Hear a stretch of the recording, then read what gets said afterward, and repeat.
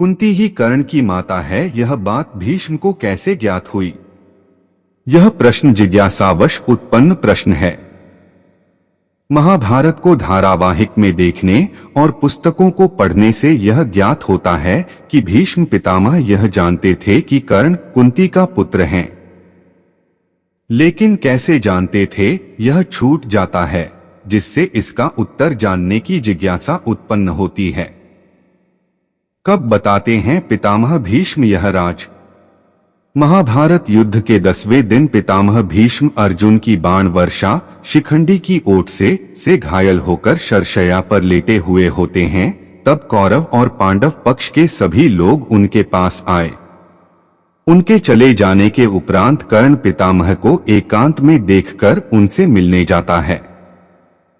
पितामह को इस अवस्था में देख कर्ण सभी बैर भुलाकर भावुक हो जाता है, जिससे उस समय कर्ण की आंखों में आंसू छलक आए होते हैं और अश्रुगदगद होकर उसने पितामह को निद्रावस्था के समान बंद आंखों को देखकर पुकारा, पितामह भीष्म भीष्म भीष्म महाबाहो कुरुश्रेष्ठ।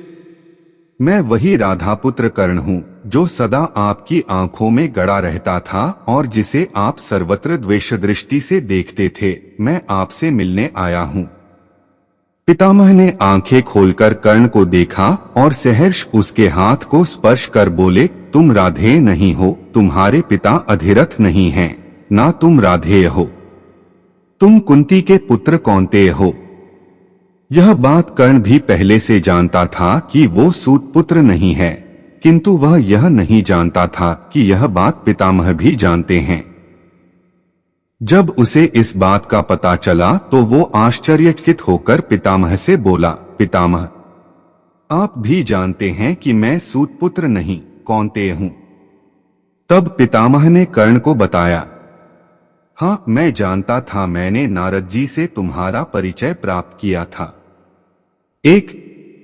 उसके उपरांत पितामह बात को आगे बढ़ाते हुए बोले, महाबाहो तुम कुंती और भगवान सूर्य के पुत्र हो। यह मुझे नारद जी से तुम्हारा परिचय पूछने पर ज्ञात था।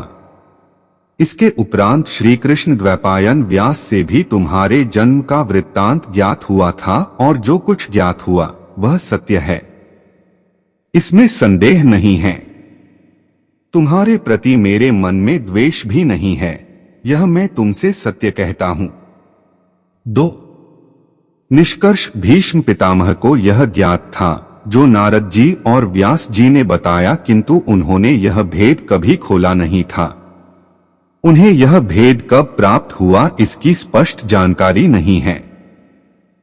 धन्यवाद दोस्तों। वीडियो अगर अच्छा लगे तो वीडियो को लाइक करें और चैनल को सब्सक्राइब कर ले, क्योंकि इस तरह का ज्ञान भरी कहानियां आती ही रहती है। तो थैंक यू इस चैनल को सब्सक्राइब करने के लिए। आपका दिन शुभ हो।